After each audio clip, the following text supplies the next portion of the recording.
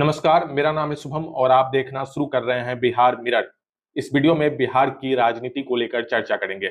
बिहार के 40 लोकसभा सीटों में 39 पे एनडीए का कब्जा 2019 में, लेकिन 2024 के लोकसभा चुनाव में परिस्थिति थोड़ी अलग दिख रही है, क्योंकि 2019 में जो समीकरण था वो 2024 के समीकरण से थोड़ा अलग बनता दिख रहा है। यही वजह है कि बीजेपी ने खासतौर से अपनी पूरी ताकत बिहार में झोंक दी है। 4 चरण का मतदान तो हो चुका है, बाकी बचा है 3 चरण। 20 मई को 5वें चरण का मतदान होना है। बिहार की अगर लोकसभा सीटों की चर्चा करें तो 20 मई को मतदान होने वाले सीटों में सारण है, मधुबनी है, हाजीपुर है, सीतामढ़ी है और मुजफ्फरपुर है, जिसको लेकर के इस वीडियो में चर्चा करेंगे। ये भी चर्चा करेंगे कि 2019 में बीजेपी ने 40 में से 39 पे कब्जा किया, सिर्फ किशनगंज को छोड़ करके, लेकिन इस बार एक बड़ा उलटफेर हो सकता है, क्योंकि बीजेपी भले ही दावा कर रही है कि इस बार बिहार में 40 की 40 सीटें जीतेंगे, एनडीए इस बार 400 का आंकड़ा पार करेगी, लेकिन बिहार की जो परिस्थिति है, इस बार तेजस्वी यादव दमखम के साथ मैदान में उतरे हुए हैं और लगातार बीजेपी भी अपनी पूरी ताकत को बिहार में झोंक रही है। आज उत्तर प्रदेश के मुख्यमंत्री योगी आदित्यनाथ बिहार पहुंचे थे। बिहार में जम करके वो लालू परिवार पे गरज रहे थे और कल अमित शाह पहुंचे थे। अमित शाह ने मधुबनी और सीतामढ़ी में जनसभा को संबोधित किया। देखिए, सीतामढ़ी को लेकर के भी चर्चा है कि सीतामढ़ी में वैश्य समाज बीजेपी से नाराज है और वैश्य समाज को बीजेपी का कोर वोटर माना जाता है। लेकिन ऐसी क्या परिस्थिति हो गई कि सीतामढ़ी में वैसे समाज की खबरें चल रही है कि वो भाजपा से नाराज हैं, एनडीए से वो नाराज चल रहे हैं। यही वजह है कि जब सीतामढ़ी अमित शाह पहुंचे तो अमित शाह ने वैश्य समाज को साधने की भरपूर कोशिश की। अमित शाह ने कहा कि मैं भी बनिया का बेटा हूं, सारा हिसाब किताब लेकर के आया हूं, मैं भी बनिया हूं और सारे हिसाब किताब को साथ रखता हूं। स्पष्ट रूप से उन्होंने वैश्य समाज को साधने की भरपूर कोशिश की है। अमित शाह ने कहा कि पहली बार कोई अति पिछड़ा प्रधानमंत्री बना है। इसके साथ ही अमित शाह ने ये भी कहा कि ये मां जानकी की भूमि है, यहाँ का विकास सिर्फ और सिर्फ एनडीए कर सकती है, नरेंद्र मोदी कर सकते हैं। देखिए, सीतामढ़ी में जो चुनावी जनसभा होती रही है वो शहर से 3-4 किलोमीटर दूर के मैदानों में इस तरह की जनसभा आयोजित की जाती रही है, लेकिन अमित शाह की जो जनसभा थी वो बीच शहर में आयोजित की गई थी, ताकि वैश्य समाज को स्पष्ट रूप से साधने की कोशिश की जा सके, क्योंकि वैश्य समाज की एक अच्छी खासी भूमिका सीतामढ़ी में भी है और सीतामढ़ी से सटे संसदीय क्षेत्र शिवहर में भी है। लेकिन सवाल है कि आखिर वैश्य समाज बीजेपी का कोर वोटर माना जाता है, तो फिर नाराजगी किस बात की है?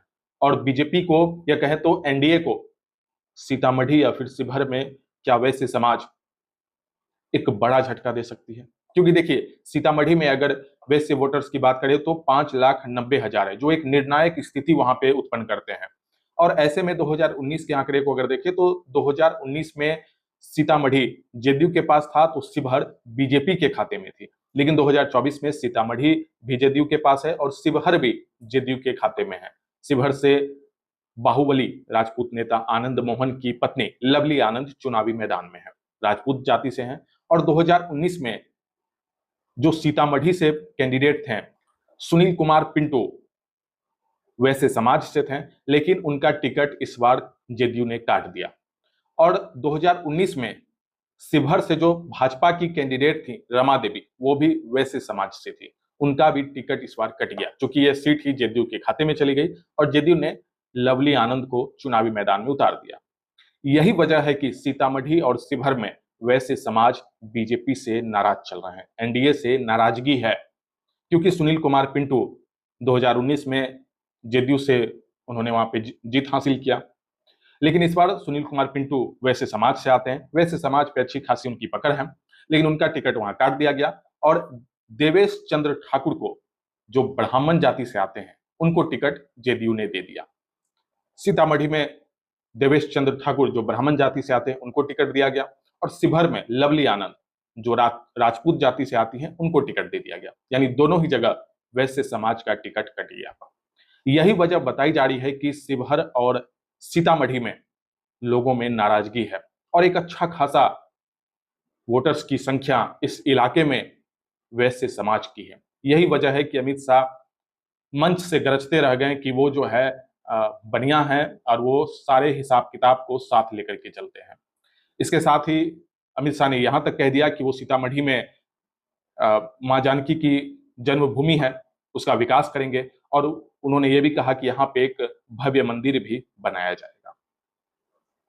तो लगातार अमित शाह का यह प्रयास था कि किसी तरह से जो नाराजगी है उसको दूर किया जाए, क्योंकि देखिए अगर इन पांचों लोकसभा की चर्चा करें तो हाजीपुर में चिराग पासवान मजबूत स्थिति में है। स्पष्ट रूप से वहां का चुनावी परिणाम समझ में आ रहा है, क्योंकि पशुपति पारस वहां पे थे। हालांकि चिराग के लिए ये पहली बार है जब वो हाजीपुर से चुनावी मैदान में है। उनके पिता की वो कर्मभूमि रही है, फिर उनके चाचा वहां से सांसद रहे हैं। इस बार चिराग अपनी किस्मत आजमा रहे हैं।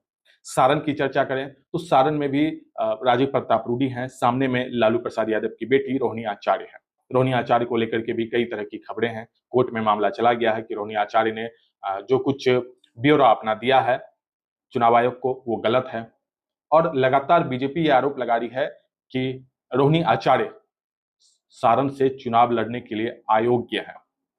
हालांकि ये मामला कोर्ट में याचिका दायर की गई, जिससे स्वीकृति भी मिल गई है।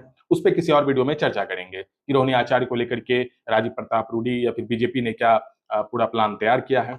लेकिन इस वीडियो में समझिए, देखिए पीएम मोदी 20 मई को फिर से पटना आ रहे हैं। उससे पहले तेजस्वी यादव भी एकदम डटे हुए हैं चुनावी मैदान में। मैंने कई वीडियो में कहा है कि एनडीए से कई लोग चुनावी मैदान में हैं। चिराग पासवान संभाल रहे हैं कमान, नीतीश कुमार हैं, अमित शाह आ रहे हैं, पीएम मोदी आ रहे हैं, योगी आदित्यनाथ आ रहे हैं, जेपी नड्डा पहुंच रहे हैं। लेकिन विपक्ष में अगर देखें तो इंडिया ब्लॉक में बिहार में अगर कोई पूरे कमान को संभाले हुए है तो वो है तेजस्वी यादव। यहाँ पे कांग्रेस की कोई मजबूत भूमिका नहीं देखने मिल रही है। एक पप्पू यादव को लेकर के खबरें थी कि वो कांग्रेस में है तो वो चुनाव प्रचार प्रसार करेंगे, लेकिन उन्हें तो बाहर का रास्ता दिखाया गया। अब वो कह रहे हैं कि अगर उन्हें मीसा भारती बुलाएगी अपने चुनाव प्रचार प्रसार में तो वो आएंगे, सारण से उन्हें अगर रोहिणी आचार्य बुलाएंगी तो वो आएंगे। लेकिन पप्पू यादव को कोई तवज्जो नहीं मिल रहा है, न तो मीसा भारती की तरफ से उन्हें बुलाने की कोई कवायद की जा रही है और न ही सारण में रोहिणी आचार्य की तरफ से कोई बुलाने की कोई प्रक्रिया या फिर कोई सूचना ऐसी आ रही है। तो ऐसे में तेजस्वी यादव ने पूरी कमान को संभाले हुए हैं और तेजस्वी यादव कह भी रहे हैं कि 2019 में बिहार की जनता ने 40 में से 39 सीटें एनडीए को दिया, लेकिन बिहार के लिए इन लोगों ने कुछ नहीं किया। कई तरह के गंभीर आरोप तेजस्वी यादव ने पीएम मोदी पे लगाया। तेजस्वी यादव ने कहा कि पीएम मोदी बिहार को लेकर के मौन रहते हैं, बेरोजगारी पे बात नहीं करते, महंगाई पे बात नहीं करते। और ये बात सच है कि जब बेरोजगारी या फिर महंगाई की बात आती है तो बीजेपी बैकफुट पे चले जाती है। यही वजह है कि तेजस्वी यादव ये भी कहते हैं कि जब पीएम मोदी यहाँ पे रोड शो करेंगे तब हम जॉब शो करेंगे। मैंने कहा ना कि एक बहुत बड़ा फैक्टर है जिस तरह से तेजस्वी मैदान में डटे हुए हैं। और बीजेपी ने जो 2019 में आंकड़ा छुआ था 40 में से 39, वो इस बार खतरे में दिख रहा है बीजेपी के लिए, एनडीए के लिए।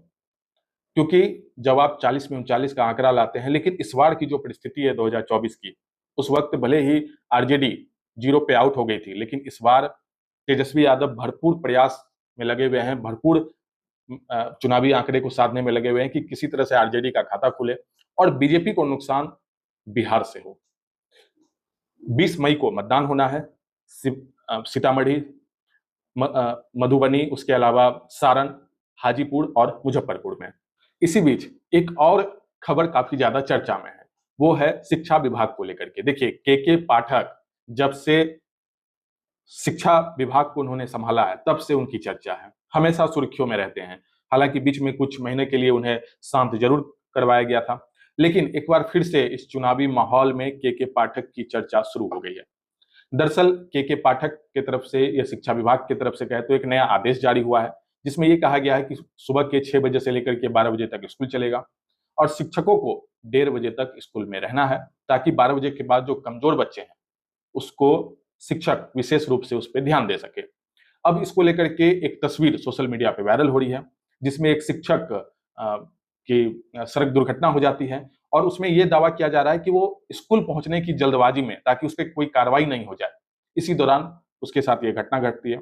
और इस फोटो को, इस वीडियो को सोशल मीडिया पे जम करके सर्कुलेट किया जा रहा है। उसके बाद शिक्षा विभाग से सवाल भी पूछा जा रहा है कि आखिर इस तरह से शिक्षकों को प्रताड़ित क्यों किया जा रहा है।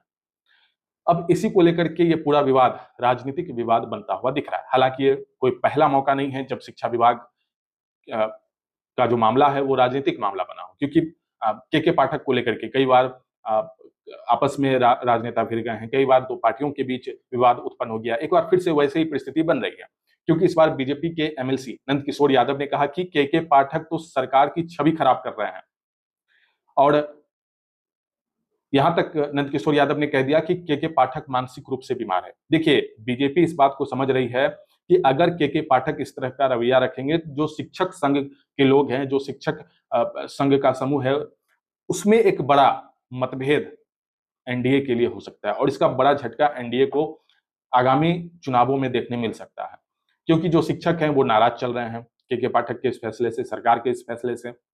तो इसका जो खामियाजा है वो शिक्षक हो या फिर उनके जो परिवार के लोग हैं, वो कहीं ना कहीं गुस्से में चुनावी जो प्रक्रिया है उसमें वो दिखाएंगे।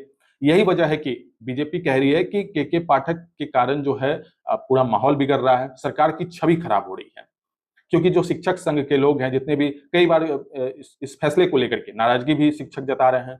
सोशल मीडिया पे कई तरह के इस तरह के वीडियो सर्कुलेट हो रहे हैं जिसमें शिक्षक नाराज चल रहे हैं। तो ऐसे में जब के पाठक इस तरह के फैसले को ले रहे हैं, तो स्पष्ट रूप से बीजेपी के एमएलसी नंद किशोर यादव ने इसका विरोध किया है और कहा है कि के पाठक मानसिक रूप से बीमार हो चुके हैं, क्योंकि के पाठक के इस फैसले का जो प्रभाव है वो चुनाव पे भी पड़ेगा। जो शिक्षक है वो के पाठक से नाराज चल रहे हैं उनके इस फैसले से, तो स्पष्ट रूप से माना जाए तो जो अब जब चुनाव की प्रक्रिया चल रही है, तो ऐसे में जो खामियाजा है वो एनडीए को भुगतना पड़ सकता है। और भी कई सारी वजह है जिसको लेकर के स्पष्ट रूप से जो 40 का दावा बीजेपी कर रही है उसमें एक बड़ी सेंधमारी करते हुए इंडिया गठबंधन दिख रही है। आपकी क्या राय है, इस वीडियो के कमेंट सेक्शन में जरूर लिखें। अगर आप इस पूरी खबर को हमारे यूट्यूब चैनल पे देख रहे हैं तो चैनल को सब्सक्राइब कर लीजिए। अगर आप फेसबुक पेज पे देख रहे हैं तो हमारे पेज को फॉलो कर लीजिए। वीडियो देखने के लिए धन्यवाद।